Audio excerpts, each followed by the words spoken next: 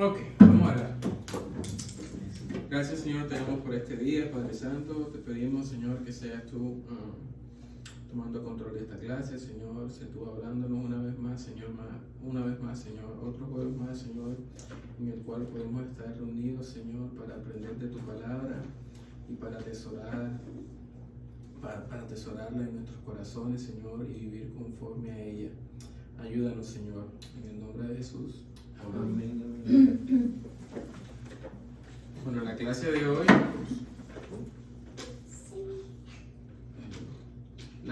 hoy, se llama Su Nueva Libertad. Su Nueva Libertad.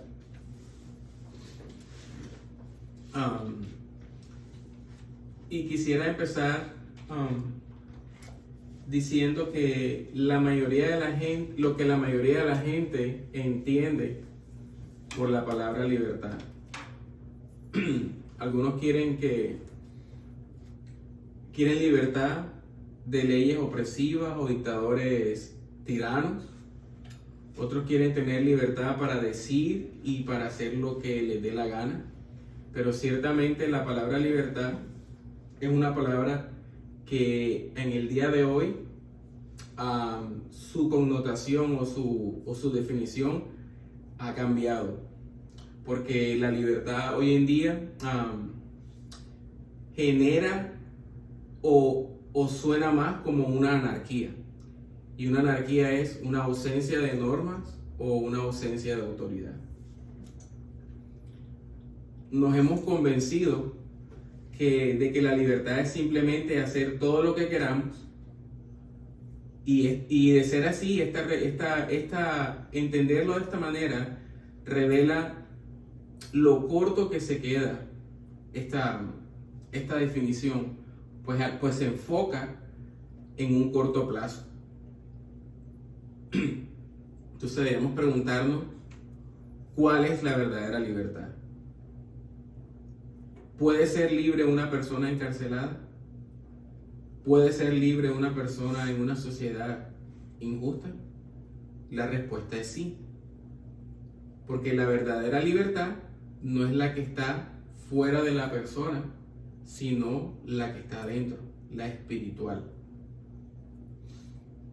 Y en la Biblia tenemos muchos pasajes que nos muestran esto. Y para eso vamos a ir a Gálatas 5:1.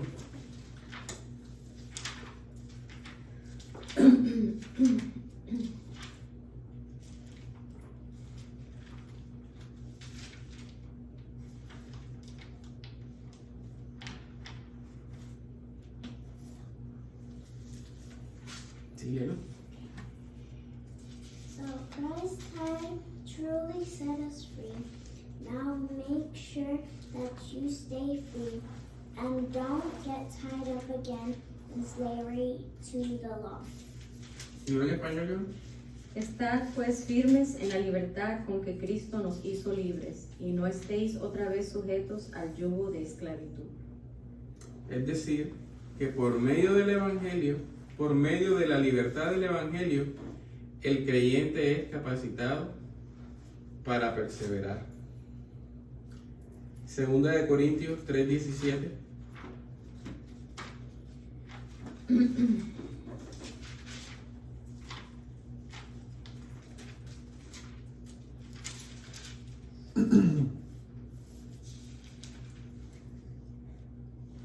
Porque el Señor es el Espíritu, y donde está el Espíritu del Señor, allí hay libertad.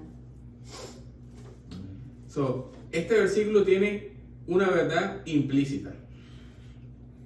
Dice, porque el Señor es el Espíritu, y donde está el Espíritu del Señor, allí hay libertad. O sea que donde no está, no hay libertad. No lo dice, pero está ahí de manera implícita, eso es lo que está diciendo. Porque donde está el Espíritu del Señor, allí hay libertad. Eso me quiere decir que donde no está el Espíritu de Dios, en esa vida no hay libertad. Pero yéndonos más allá, Pablo destaca aquí la participación de la Trinidad en la redención sin confundir las personas de la Trinidad. El ministerio del nuevo pacto pone en alto relieve al Padre, al Hijo y al Espíritu Santo. Así que los creyentes ya no estamos más bajo la servidumbre de la ley. Ahora nosotros moramos en Cristo y el Espíritu escribe la ley de Dios en nuestros corazones y nos guía en una vida que agrada a Dios. ¿Amén? Entonces, antes de explicar qué tipo de libertad hemos tenido nosotros ahora, los que estamos en Cristo, quisiera primero dar por sentado y que entendiéramos que Dios es justo. Entonces, justo no es lo que a mí me parece conforme a yo juzgo. Justo es por definición todo lo que Dios hace. Y cuando Dios hace algo y a mí no me parece justo, entonces nosotros necesitamos un ajuste de nuestro lente o de nuestra manera de ver las cosas, de nuestro entendimiento, y decir, perdónanos Dios. Por ejemplo, la masacre de Jericó es justa. El diluvio es justo. Justo es lo que Dios hace y no lo que yo considero que es justo. Así que de manera que decir no es justo que Dios haga esto o aquello, según quién. ¿Quién soy yo para decir que Dios no es justo si hace esto o aquello? ¿Quién eres tú o quiénes somos nosotros para decirle eso a Dios? Eso es un problema que nosotros debemos cambiar. ¿Por qué? Porque eso es pecado y es un pecado grande, mayúsculo delante de Dios. Como dije anteriormente, justo es lo que Dios hace y no lo que yo considero que es justo. Y vamos a mirar un par de versículos. Salmo 145, 17.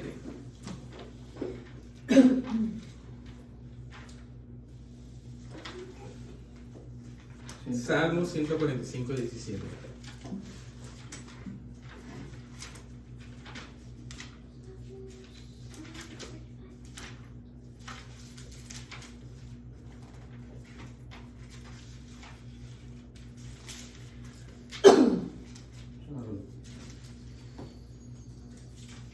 Tú vas buscando Deuteronomio 32, 4 y Harris, Salmo 25, 8 al 9.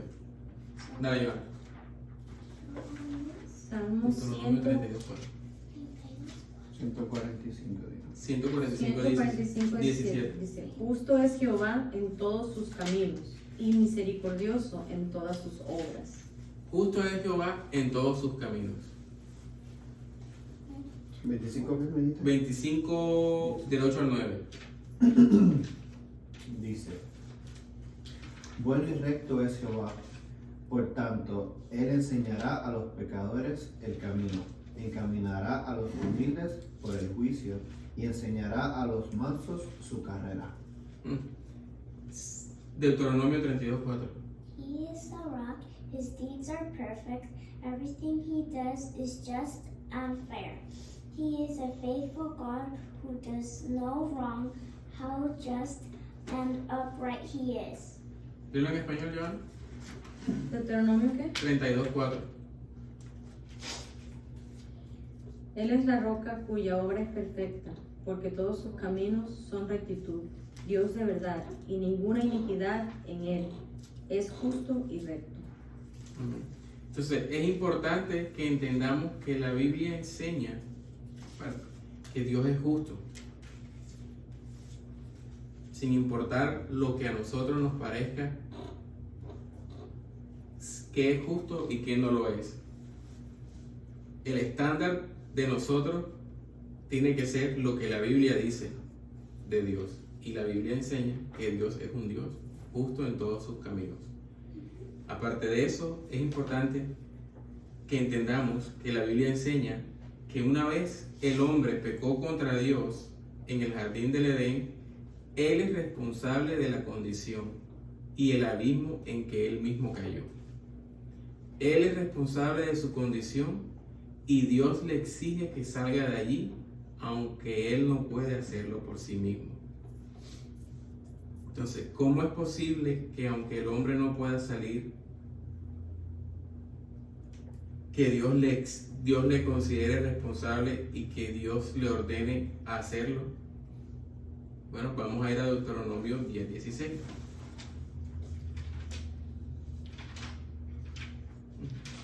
Léelo. Therefore, change your hearts and stop being stubborn. 10:16. 10:16. Yeah. Ah, ok. Léelo en español. Circuncidad pues el prepucio de vuestro corazón y no endurezcáis más vuestra cerviz. Cuando dice circuncidad pues el prepucio de vuestro corazón, ¿a qué creen ustedes que se está refiriendo?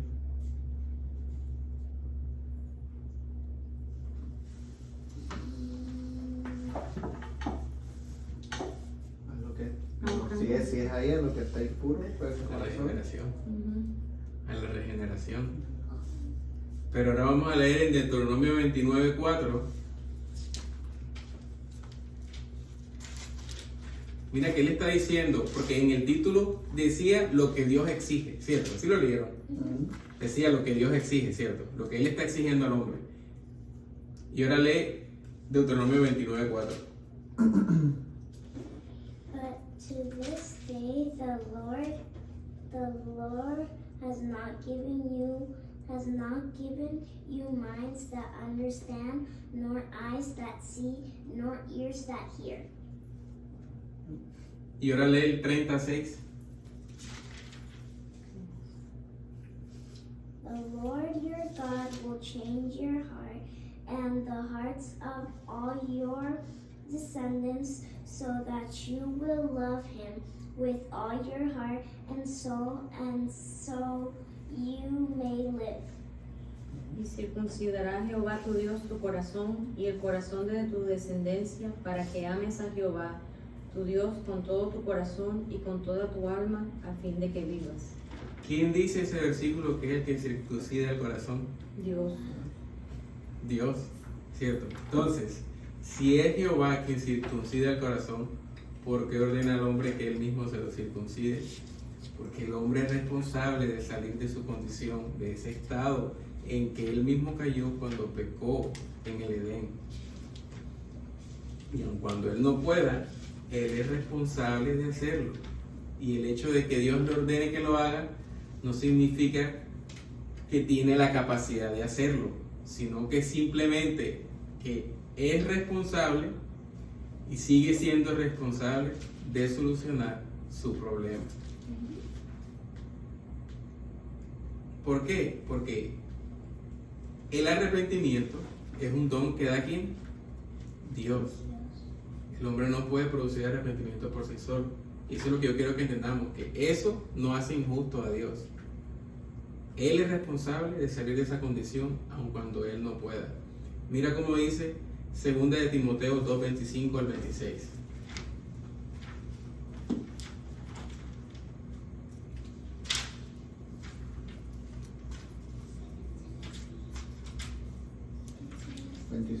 Al 26.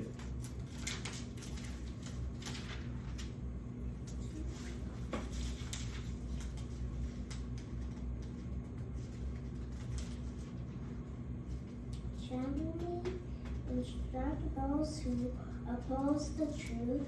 Perhaps God will change those people's hearts and they will learn the truth. Then they will come to their senses and escape from the devil's trap, for they have been held captive by him to do whatever he wants. ¿Y en español? Que con mansedumbre corrija a los que se oponen, por si quizá Dios le conceda que se arrepientan para conocer la verdad y escapen del lazo del diablo en que están cautivos a voluntad de él. ¿Cómo van a escapar del lazo y de esa condenación de la que habla ahí? Si Si quizá Dios Dios conceda. le conceda el Yo se lo arrepentimiento. concede. O sea, él está exigiendo. Sí, que él está exigiendo algo que él no puede hacer. Y ahora léelo en Hechos 11, 17 al 18. Lo que yo quiero que veamos es que, como hemos aprendido en muchas otras clases, el arrepentimiento es un don de Dios. Y en el Nuevo Testamento se se predica mucho acerca del arrepentimiento, pero muchas veces la gente lo interpreta como que el arrepentimiento está en las manos del pecador, el poder hacerlo. Pero no es eso lo que estamos viendo nosotros. 17:18. Léelo, Mario. Si Dios pues le concedió también el mismo don que a nosotros que hemos creído en el Señor Jesucristo, ¿quién era yo que pudiese estorbar a Dios? Entonces, oídas estas cosas, callaron y glorificaron a Dios diciendo, de manera que también a los gentiles ha dado Dios arrepentimiento para vida. O sea que el arrepentimiento es un don que Dios da, al igual que la fe. Yo no puedo producir arrepentimiento, pero Dios me exige que me arrepienta porque yo soy responsable de la condición en que yo mismo me metí.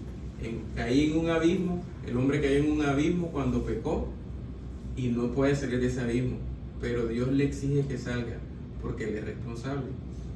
Voy a hacerlo con una ilustración, aunque yo sé que nunca una ilustración ilustra lo ilustrado.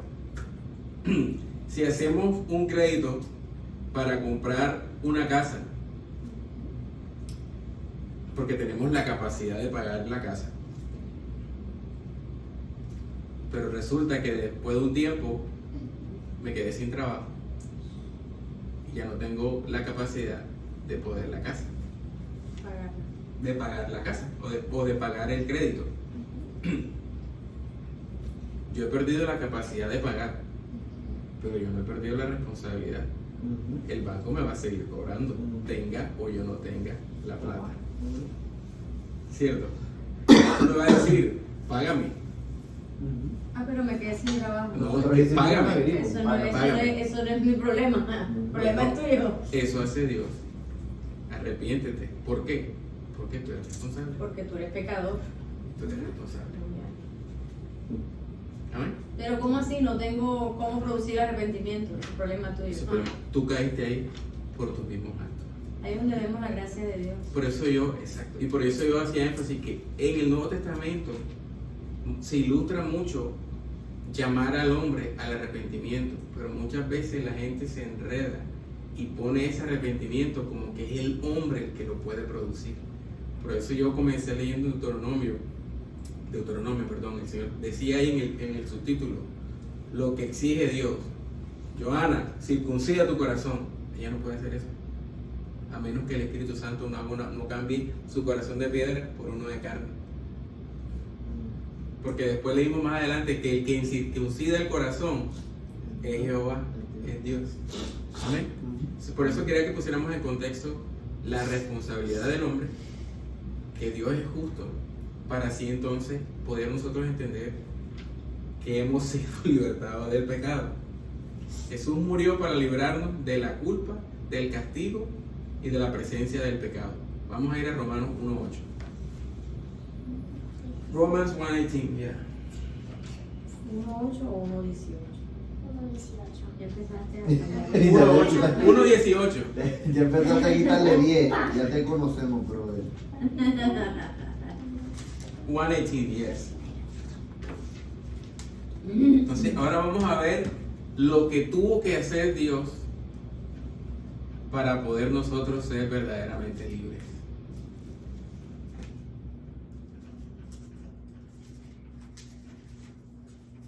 Romans 1:18. God shows his anger from heaven against all sinful, wicked people who suppress the truth by their wickedness.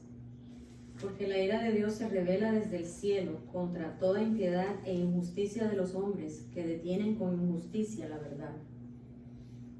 La razón de que todos tengamos necesidad de esta justicia provista por Dios en el Evangelio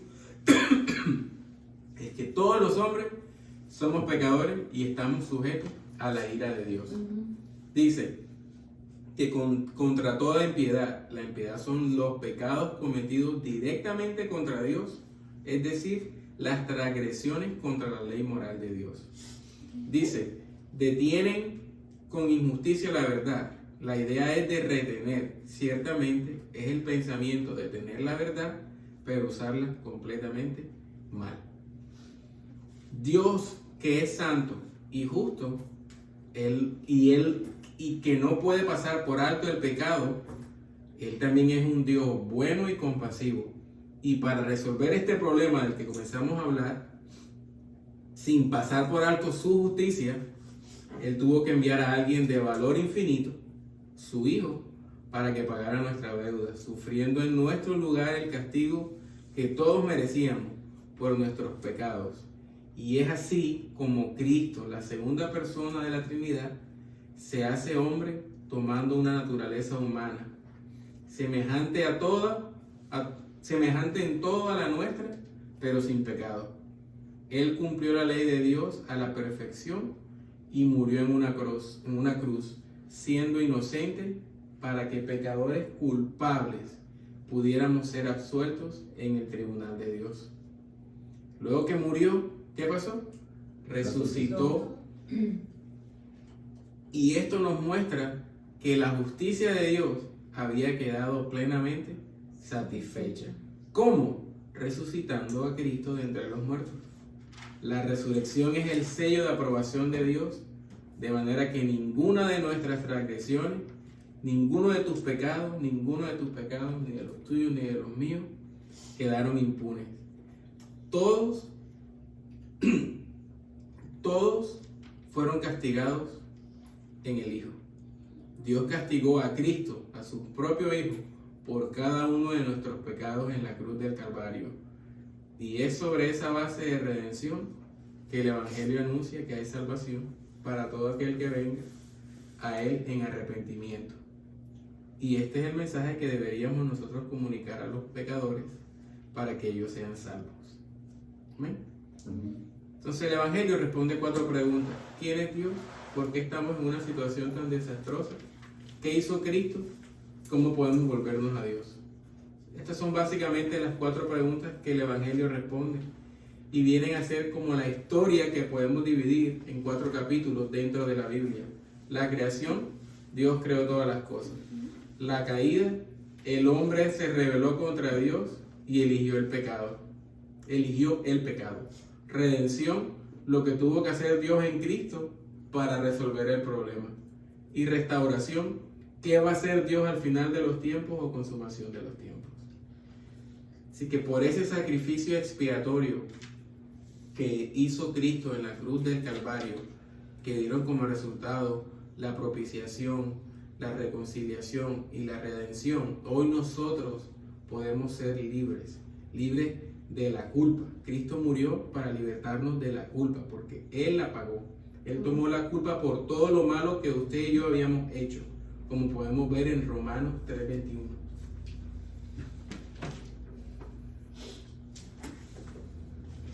¿Ven? But now God has shown us a way to be made right with Him without keeping the requirements of the law, as was promised in the writings of Moses and the prophets long ago. ¿Y ahora en español? Pero ahora, aparte de la ley, se ha manifestado la justicia de Dios, testificada por la ley y por los profetas. La justicia provista en Cristo e imputada ¿a quiénes? A todos los que creen. La justicia de Dios por medio de la fe en Jesucristo para todos los que creen en Él. Esta justicia es provista en Cristo e imputada a todos, a todo el mundo. No, a todos los que creen. A todos los que creen.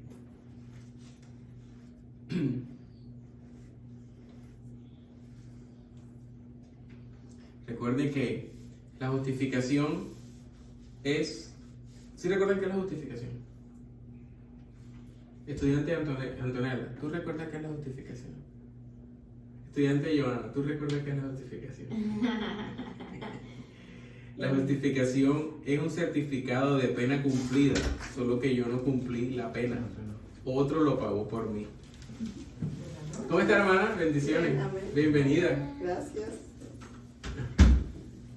A ver, siéntese. Gracias. Estamos hablando de de la libertad que tenemos todos los que estamos en Cristo, de ese sacrificio expiatorio que Él hizo en la cruz, cuáles fueron los resultados que eso trajeron a nuestra vida. ¿Amén? Estamos hablando un poco de eso. Estábamos leyendo en Romanos 3:21. ¿Puedes leerlo en español, Joan? ¿Tienes su Biblia? Sí. Ok. 21-22 para decir todo lo que dijo. Ok. 3:21. Romanos 3, 21 y 22. Y estamos hablando de que Cristo murió para libertarnos de la culpa. 3:21 dice, pero ahora, aparte de la ley, se ha manifestado la justicia de Dios, testificada por la ley y por los profetas. La justicia de Dios por medio de la fe en Jesucristo, para todos los que creen en Él, porque no hay diferencia. Estamos diciendo que esa justicia provista en Cristo es imputada a todos los que creen. Y estábamos recordando cuál era el concepto de la justificación. Y la justificación no es más que un certificado de pena cumplida, solo que yo no cumplí la pena, otro la cumplió por mí. En este caso, ¿quién? Cristo. Pero ¿por qué yo recibo el certificado? Porque Dios permitió que otro pagara el castigo que yo merecía. En otras palabras, la justificación es un acto de Dios por medio del cual somos perdonados y aceptados como justos en la presencia de Dios.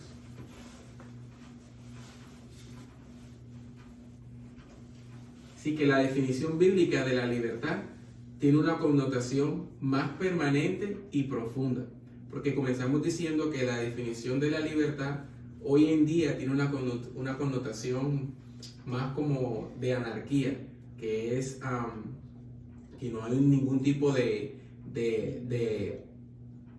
no hay ningún tipo de autoridad. no hay ningún tipo de leyes o ningún tipo de autoridad. Entonces, estamos viendo, ajá, O sea, es querer hacer lo que yo quiero hacer sin tener repercusiones, Es sin correcto. nadie que me castigue por hacer lo que yo quiero. es correcto. Entonces vemos que en la Biblia la palabra libertad tiene una connotación mucho más profunda. Se me perdió un estado.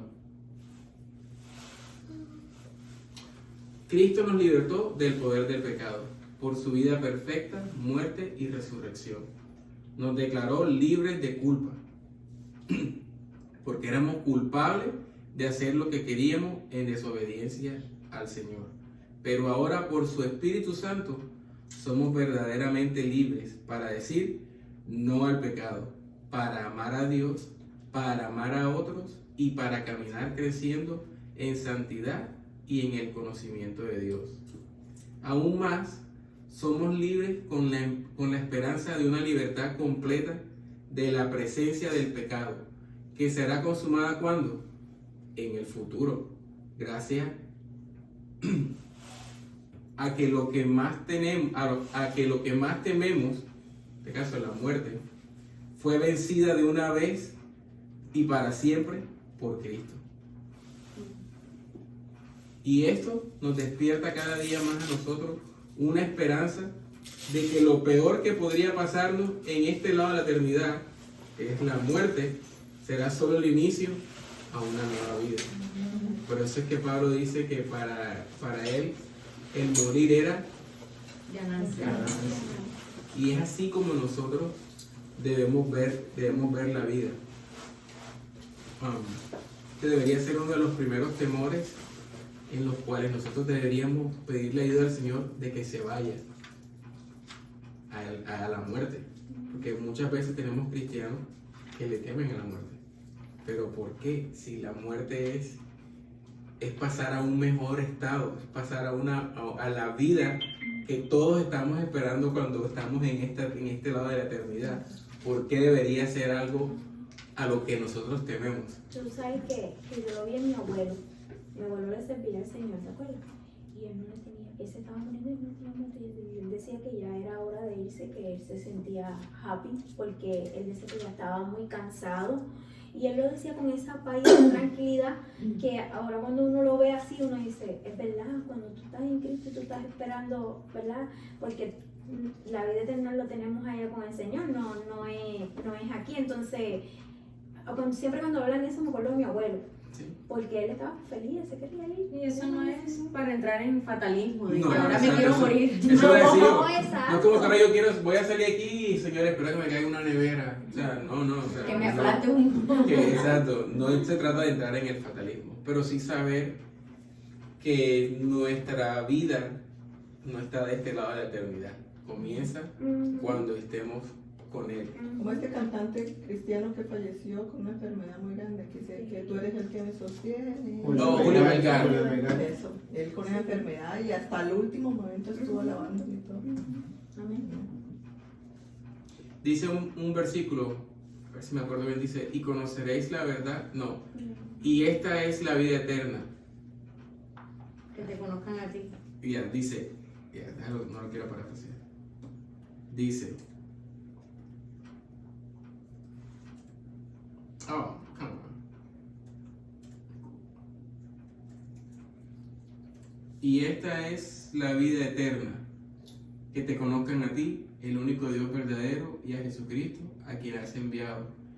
Este es un versículo que podemos darle que puede tener otra aplicación, y no solamente a este lado de la eternidad, sino que cuando estemos en la vida eterna, vamos a seguir conociendo al Señor. Y no solamente puede ser aplicado a este lado de la eternidad. Porque dice, y esta es la vida eterna. ¿Tú tienes vida eterna ahora mismo? Sí y no. Porque todos estamos sujetos al Exacto, tiempo. exacto. Pero cuando estemos allá y dice que te conozcan a ti, el único Dios verdadero, y a Jesucristo, a quien has enviado. Pero en este caso no es suicidio, por ejemplo. No. Porque eso sí es penado. Entonces, O una enfermedad, sí, porque pues bueno, se ha generado, mas, sin embargo llevarla, como dices tú, con calma, Como exacto, yo vi en mi No abuelo come- la paz esa que él lo sabía, ya él sabía todo eso, entonces ahora yo me pongo a pensar y digo, mi abuelo sabía todo eso, por eso él tenía esa paz y esa tranquilidad, porque él decía, me voy con el Señor. ujú. Y es que aún si es que a veces nosotros interpretamos la sanidad física como de que tiene que ser de este lado de la eternidad. Y a veces la sanidad tuya es completada cuando pasas a la presencia del Señor, porque ya no hay nada que sanar. Ya está Ese es un tipo de sanidad. si bien el Señor cuando quiere le da a uno la sanidad de este lado mientras dure tu vida, de todos modos moriremos a menos que Cristo venga antes de que muramos. Pero aun si te sana o nos sanamos en lo temporal, la vida eterna es después de que morimos. Y dice la Biblia que nuestros días están contados. Así que sus días y los míos, sus días de vida en esta tierra están contados. Usted no va a vivir ni uno menos ni uno más, a menos que Dios así en su soberanía lo haga, pero ni usted ni yo sabremos si vivimos 3 más, 2 más, 1 más o 5 menos, porque eso solamente está en la mente de Dios, en la mente de Cristo. Amén. Entonces, mediante la muerte de Jesús tenemos libertad para vivir. Esta vida abundante no es, esta vida abundante no nos es prometida, no solo para cuando lleguemos al cielo, sino también desde que somos unidos a Cristo en su encarnación. Cristo participó de nuestra humanidad para que en su muerte y resurrección nosotros muriéramos al pecado y resucitáramos en vida y libertad. ¿Amén? También por esa obra expiatoria de Cristo en la cruz fuimos liberados del castigo. Estábamos condenados a morir, pero Jesús murió en nuestro lugar. Así fue como comenzamos la clase. Estábamos diciendo que el hombre es responsable de la condición en que él se encuentra desde el momento que pecó en el jardín del Edén. Y hablábamos de que Dios es justo y porque Él no puede pasar por alto su justicia, es que lo que la humanidad merecía era la muerte. Pero ese mismo Dios que es justo, es un Dios santo, compasivo y amoroso, y en su mente ya estaba diseñado un plan para solucionar el problema en que el que él mismo se metió. ¿Ven? Entonces, como dije anteriormente, estábamos condenados a morir, pero Jesús murió en nuestro lugar. Así cuando venimos a Él en arrepentimiento y fe, y lo aceptamos como nuestro Salvador, somos libres de esa sentencia de muerte a la que estábamos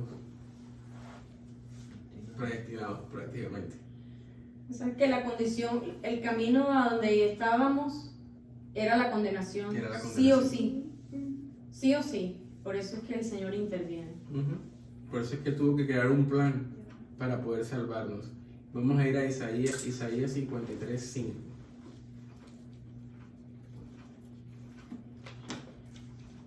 Ah, que tú los tienes, tú los buscas, ya me ven el versículo y ya los encuentras. ¿Sí, Leo? But he was pierced for our rebellion, crushed for our sins. He was beaten so we could be whole. He was whipped so we could be healed. Mas Él herido fue por nuestras rebeliones, molido por nuestros pecados. El castigo de nuestra paz fue sobre Él y por su llaga fuimos nosotros curados. Nos libró del castigo. Una muerte violenta. ¿Por qué? Por nuestras rebeliones, por nuestros pecados. Dios lo castigó por la culpa de su pueblo. Castigo de nuestra paz.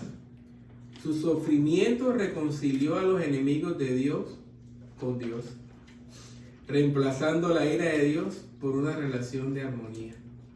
Dice, por su llaga fuimos curados. Sus llagas sanaron las miserias que trajo la caída del hombre, comenzando con la sanidad de la corrupción interna del pecado. Vamos a ir ahora a Efesios 2, del 1 al 5. ¿Ya estás ahí?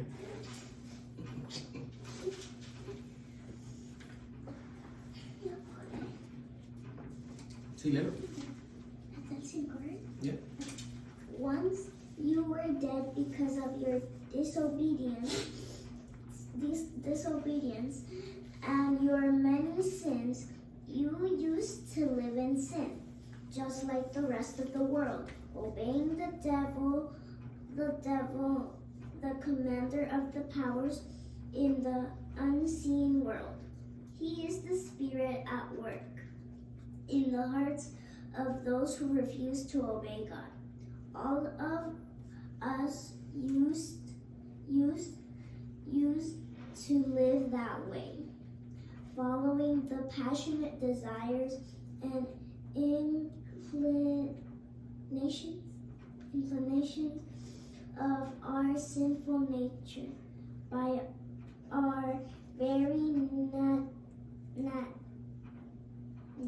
nature, we were subject to God's anger, just like everyone else. But God is so rich in mercy, and He loved us so much that even though we were dead because of our sins, He gave us life when He raised Christ from the dead. It is only by God's grace that you have been saved. Léelo en español. Y Él os dio vida a vosotros cuando estabais muertos en vuestros delitos y pecados, en los cuales anduvisteis en otro tiempo, siguiendo la corriente de este mundo, conforme al príncipe de la potestad del aire, el espíritu que ahora opera en los hijos de desobediencia, entre los cuales también todos nosotros vivimos en otro tiempo, en los deseos de nuestra carne, haciendo la voluntad de la carne y de los pensamientos, y éramos por naturaleza hijos de ira, lo mismo que los demás. Pero Dios, que es rico en misericordia, por su gran amor con que nos amó, aun estando nosotros muertos en pecado, nos dio vida juntamente con Cristo. Por gracia sois salvos. Como un cadáver. Un cadáver. Como un cadáver incapaz de poder hacer algo. Éramos impuros y repugnantes a los ojos de Dios.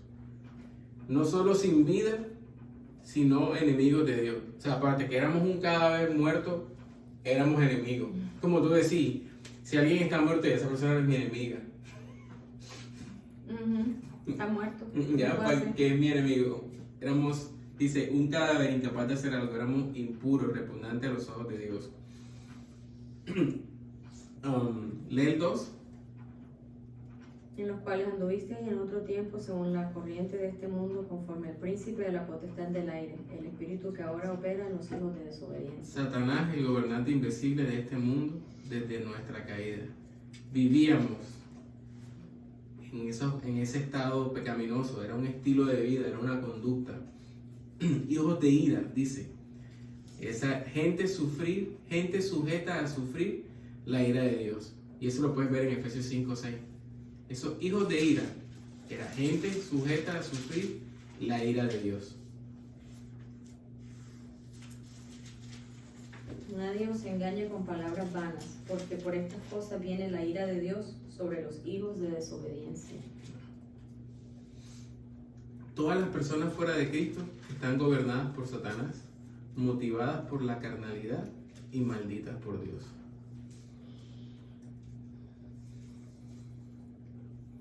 También Cristo murió para libertarnos del poder del pecado. Jesús conquistó a Satanás y rompió el poder el poder que el pecado tenía en nosotros, como podemos verlo en Romanos 6:6.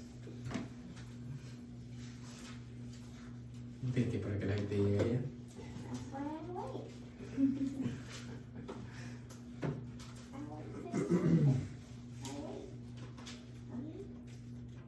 A que yo llegue allá. ¿Ya?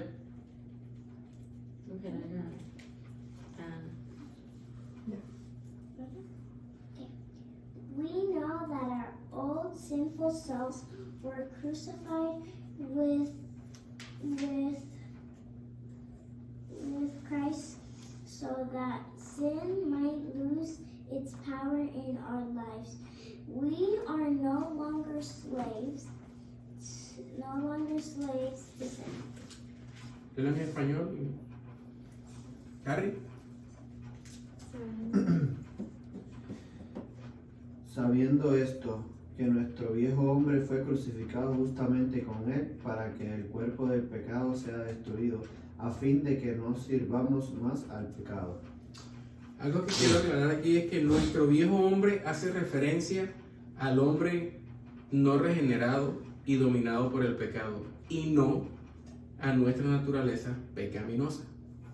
Así que este pasaje nos enseña una perfección cristiana en este lado de la vida.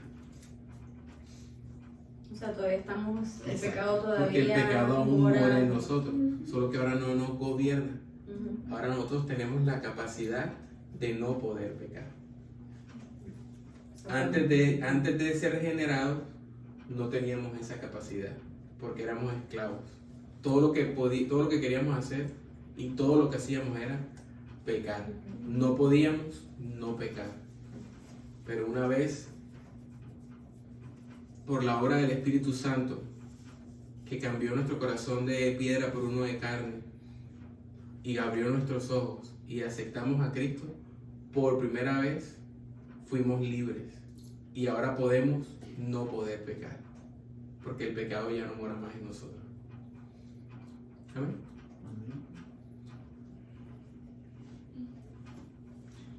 Romanos 6:11, ahí mismo. ¿Romano qué? 6:11, ahí mismo. Así también vosotros consideraos muertos al pecado, pero vivos para Dios en Cristo Jesús nuestro Señor nuestro. Así como Cristo murió una vez y para siempre, como el sustituto que lleva el castigo por el pecado, y después se levantó en libertad y gloria. De igual manera, los creyentes que estamos en Cristo deben por la fe en Él considerarse a sí mismos separados radicalmente del pecado. Hemos recibido una nueva identidad y disposición para Dios, quien ha de ser reconocido como supremo en toda la existencia. ¿Y el 22? Mas ahora que habéis sido libertados del pecado y hechos siervos de Dios, tenéis por vuestro fruto la santificación y como fin la vida eterna. Léalo otra vez, hermanita. Mas ahora que habéis sido libertados del pecado y hechos siervos de Dios, tenéis por vuestro fruto la santificación y como fin la vida eterna. ¿Cuál es el resultado de haber sido liberados del pecado? Salvación y vida eterna. Y tenemos la santificación. Es el fruto. El de- fruto. O sea que un cristiano que no está siendo santificado no está en Cristo. Porque Por si eso- está perseverando en el pecado, muestra su verdadero fruto, es que no está en Cristo. Por eso yo leí, creo que el primero que leímos era que, el primer versículo que leímos era que donde está el Espíritu de Dios, allí hay libertad. Y yo decía que ese versículo tiene una verdad implícita. Y es que no la dice, pero está implícita. Si te está diciendo que donde está el Espíritu de Dios hay libertad, lo que te está diciendo es que donde no está, no la hay. No la hay. Y mira el resultado de ser libres en Cristo. ¿Qué es? Léelo otra vez. Vamos a leerlo otra vez. Lento. Mas ahora que habéis sido libertados del pecado y hechos siervos de Dios, tenéis por vuestro fruto la santificación y como fin la vida eterna. Tenéis. Y eso es presente. Sí. Qué bueno es Dios. La santificación progresiva se trata de restaurar en nosotros esa imagen que quedó distorsionada en el huerto del Edén. Ese proceso comienza desde el mismo momento en que nos convertimos a Cristo, cuando venimos a Él en arrepentimiento y fe. Y será completado cuando seamos glorificados en la segunda venida y podamos reflejar en cuerpo y en alma la imagen de Dios en Cristo. Amén. Y vamos a leer ahora Romanos 8:1. Está que lleguen allá, que tú lo lees.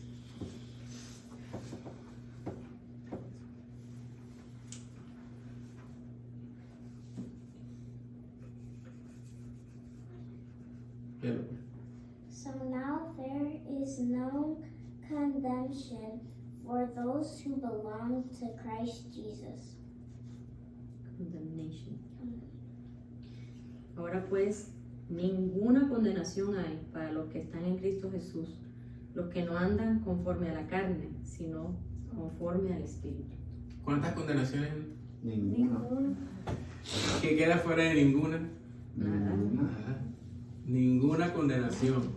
Esa condenación es la Para los que condenación que De la muerte eterna. exacto, la condenación que está sobre todos aquellos que no están en Cristo. ¿Qué es lo que merecen? La muerte. Entonces, el hecho de que Jesús haya soportado la culpa por el pecado es el primer paso para la liberación de la corrupción de toda nuestra naturaleza, la cual fue puesta bajo el juicio de Dios por el pecado de Adán. Así que la justificación y la santificación han de ir juntas. Cristo ha comprado ambas para su pueblo. Y voy a terminar con dos citas. Sí, no quiero seguir porque sé que no va a poder terminar. Juan 8:36 y Santiago 4:7.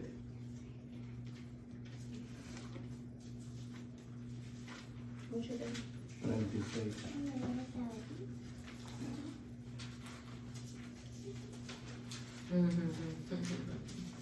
Me encanta ese pasaje. Sí, mamá, léelo. So if the Son sets you free, you are truly free. ¿Léelo, señor? ¿Tú tienes, Vanessa? Sí. Así que si el Hijo os libertare, seréis verdaderamente libres.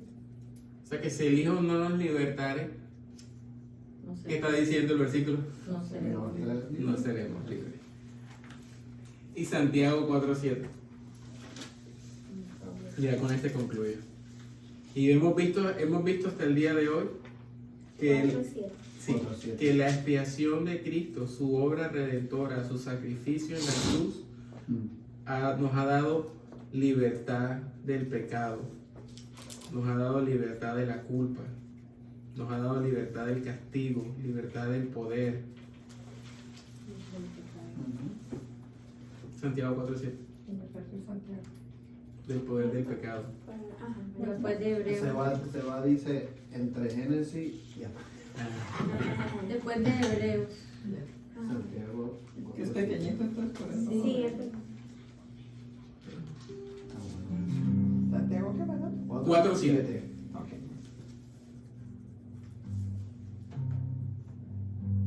Someteos pues a Dios, resistid al diablo y huirá de vosotros.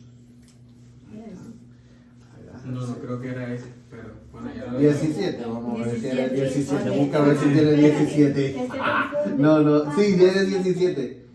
Y al que sabe hacer lo bueno y no lo hace, le es pecado. Yo creo que era ese, no sé. No sé, bueno, me equivoqué en ese.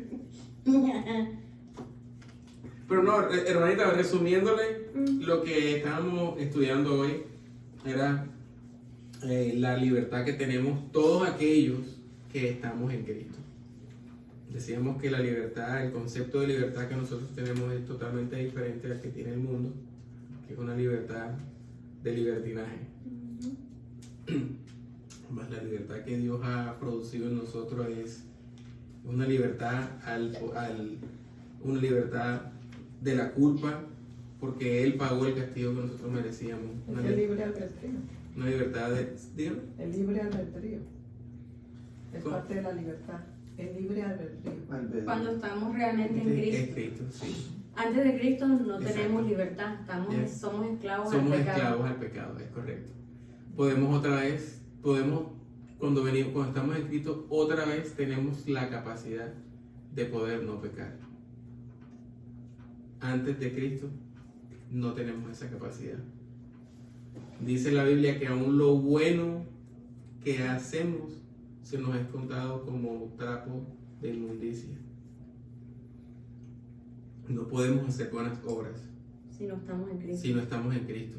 Así que todas esas personas que usted conoce que hacen buenas obras sociales y ayudan al uno y al otro, pero que usted sabe con conocimiento que no son cristianas, esas buenas obras son relativas.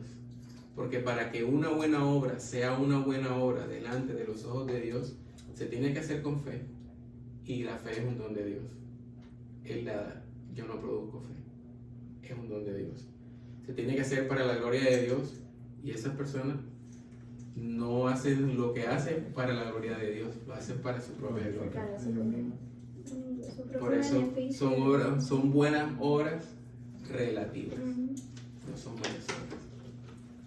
Y lo que pasa es que nosotros tenemos que entender de que aunque sí nosotros tenemos un libre albedrío, porque nosotros somos agentes moralmente libres, nosotros en nuestra capacidad individual decidimos lo que vamos a hacer, ¿Con quién me quiero casar? con quién me quiero casar. ¿Qué carro quiero comprarme? Exacto. ¿Qué casa me gusta? En ese sentido tenemos libertad, Somos libre libres. albedrío. Pero nosotros mientras nuestra naturaleza pecaminosa está esclava al pecado, nosotros no tenemos libertad para escoger a Dios, a menos que Dios libere nuestra libertad, nuestra voluntad para escogerlo a Él. No tenemos esa capacidad. O sea, nosotros no podemos por nuestra propia voluntad, de mi propia cuenta, acercarme a Dios, a menos que Dios sea el que haga el acercamiento. Entonces, yo tengo que pensar en Dios en términos que, si bien nosotros tenemos una sola manera de pensar, que es la humana, nosotros no podemos humanizar a Dios. En el sentido de que Dios no es un viejito de barba blanca que está sentado allá arriba. Y entonces, ay, sí, mijito, ven a mí. No podemos humanizar a Dios en ese sentido. Si algo nos muestra la Biblia es que nos da atributos que se pueden contar de Dios. Hay algunos que nuestra mente no los puede concebir, nuestra mente humana. Y algo que dice la Biblia de Dios es que Él es un Dios santo, santo, santo. Y si yo tengo que pararme, yo, Joana, con todas mis imperfecciones, con todas mis debilidades, con todos mis pecados, delante de Dios, yo no pudiera, porque Él es santo, santo, santo. ¿Qué hace Dios? si yo tuviera que yo, como soy, pararme delante de Dios, quedo destruida, porque el pecado y Dios no computan. Es algo que no puede ser. Dios aborrece. Él está enemistado con el pecador. ¿Por culpa de Dios? No. Por culpa mía. ¿Quién me llevó a pecar? Yo de mi propia voluntad pequé contra Dios. A mí nadie me enseñó a mentir. Yo miento por mi propia naturaleza. Pero Dios, como estábamos leyendo en Efesios, que es rico en misericordia con su gran amor con que nos amó, ¿verdad? Él es el que hace posible ese acercamiento. O sea que Él tiene que liberar mi voluntad esclava al pecado. La tiene que liberar para yo poderme acercar a Él. O sea, Dios hace todo. Dios hace todo para que yo pueda acercarme a Él. Pero antes, si mi voluntad está esclava al pecado, yo no me voy a acercar a Dios. Primero porque no quiero. O sea, estando en pecado, yo no quiero acercarme a un Dios que es santo, santo, santo. Eso es lo que dice Romanos. No hay quien busque a Dios, no hay quien entienda. Que no hay ni uno solo justo en la tierra. Y dice en Corintios que las cosas espirituales le son como locura. Las cosas espirituales le son como locuras al hombre natural. Y no las pueden entender porque solamente se pueden discernir espiritualmente. Entonces son cosas que a veces nos cuesta entender porque sí, yo me acerco a Dios, pero Dios tiene que obrar algo en mí primero. Y aun cuando yo digo, pero es que yo busqué a Dios, yo le puedo garantizar que ya el Espíritu Santo había trabajado en su corazón y por eso usted tuvo ese sentir. O que, si quien sea, un ejemplo, por eso esa persona tuvo ese sentir, porque es Él quien pone en nosotros el querer como el hacer. Y mira cómo nos describe Tito 3:3, Tito del 3 al 7, antes de la regeneración. Tito 3, del 3 al 7. Para que quede claro lo que Joana estaba explicando, que es Él el que hace todo. Tito 3:3. Tito está antes de Hebreos. Antes de Hebreos. Antes de Filemón. O sea, antes de Hebreos está Filemón y antes de Filemón está Tito. ¿Se encontró? Okay. Dice, vamos a leerlo lento. Porque nosotros también éramos en otro tiempo. ¿Qué éramos? Insensatos, rebeldes, extraviados, esclavos de concupiscencia y deleites diversos, viviendo en malicia y envidia, aborrecibles y aborreciéndonos unos a otros. Pero cuando se manifestó la bondad de Dios nuestro Salvador y su amor para con los hombres, nos salvó, no por obras de justicia que nosotros hubiéramos hecho, sino por su misericordia, por el lavamiento de la regeneración y por la renovación en el Espíritu Santo, el cual derramó en nosotros abundantemente por Jesucristo nuestro Salvador, para que justificados por su gracia viniésemos a ser herederos conforme a la esperanza de la vida eterna. El Dios que hace todo eso. ¿Qué es concupiscencia? Concupiscencia es el pecado que está dentro de nuestros deseos malos. Ya. Eso que nos atrae. Lo que nos atrae al pecado. Exacto. Todo lo malo que está en nosotros, concupiscencia. Señor, te damos gracias en esta noche. Gracias por esta palabra que tú nos has traído, Señor, a nuestra mente, a nuestro corazón. Te pedimos, Señor, que ella siga ahondando, Señor, en nuestro corazón para llevar muchos frutos, Señor. Que nosotros seamos como una tierra fértil, Señor, donde tu palabra cae como una semilla y lleva, Señor, fruto abundante. Ayuda, Señor, mientras meditamos en esta enseñanza, Señor, a entender las joyas, Señor, la gloriosa revelación de tu palabra que nos da acerca de tu obra, Señor, de tu obra de salvación, y que nosotros podamos atesorar, Señor, esas joyas en nuestros corazones, entendiendo, Señor, de que la salvación es una obra que es 100% tuya, Señor, y que lo que nosotros aportamos a nuestra salvación es solamente el pecado, Señor, que tú derrumbaste, Señor, que tú quitaste para podernos atraer a ti, Señor. Gracias por lo que tú has hecho, Señor. Gracias por lo que tú estás haciendo, Señor. Y gracias por lo que tú harás. Gracias, Señor, porque desde antes de la fundación del mundo habías pensado en nosotros para salvarnos, Señor. Gracias porque aún hoy, Señor, estás salvándonos, Señor, diariamente nos estás dando tu salvación. Y gracias, Señor, porque en un futuro, Señor, veremos tu completación, la completa rendición, Señor, de tu salvación, la que comenzaste desde antes de la fundación del mundo. Y ya no estaremos, Señor, en presencia del pecado, Señor, sino que estaremos libres, Señor, de toda condenación del pecado, porque ya estaremos, Señor, en el lugar de tu presencia donde nada malo existe, Señor. Ayúdanos, Señor, a vivir conforme a tu palabra.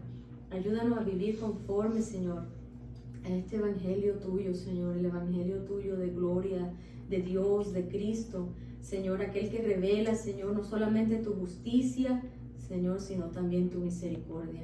Aquel que revela, Señor, tu gracia, Señor, y aquel que revela, Señor, que tú eres un Dios justo y un Dios santo. Gracias por Jesucristo, nuestro Salvador, el que nos lavó, el que nos limpió, el que nos perdonó de todo pecado, Señor. Y gracias, Espíritu Santo, porque todos los días nos recuerdas a nuestro Salvador, a nuestro Redentor, aquel que murió en la cruz. Y tú, Señor, nos redarguyes de todo pecado, Señor, de toda justicia, de todo juicio, oh Señor, para no desviarnos ni deslizarnos, Señor, sino permanecer firmes, Señor, conforme tú nos has llamado. Te damos gracias en esta noche. En el nombre de